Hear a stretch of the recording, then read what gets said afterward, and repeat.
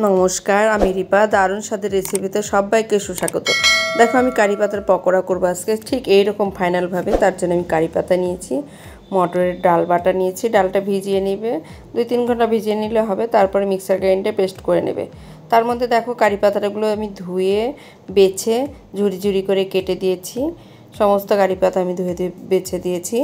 তার মধ্যে দিয়ে দিলাম আমি 2 চামচ চালের গুঁড়ো, আর 2 চামচ দিয়ে দেবো কর্নফ্লাওয়ার, আর দিয়ে দেবো আমি হলুদ, লবণ, কাঁচা লঙ্কা কুচি, আর কালো জিরে।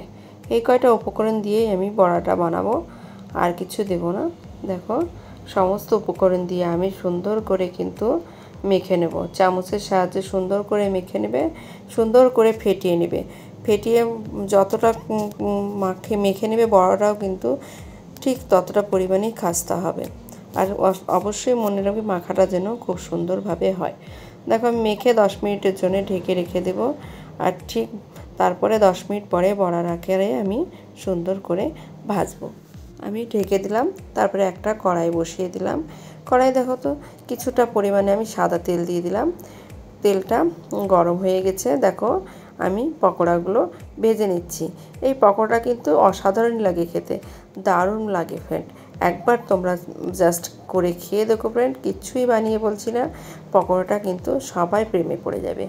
দেখো, সুন্দর করে লাল লাল করে এপিট আর ওপিট সুন্দর করে খাস্তা করে ভেজে নেবে। দেখো, আমি সমস্ত পকোড়া ভেজে একটা প্লেটে দিয়ে দিয়েছি। দেখো কত সুন্দর হয়েছে, দেখতে যেমন সুন্দর, খেতে কিন্তু দুর্দান্তই হয়।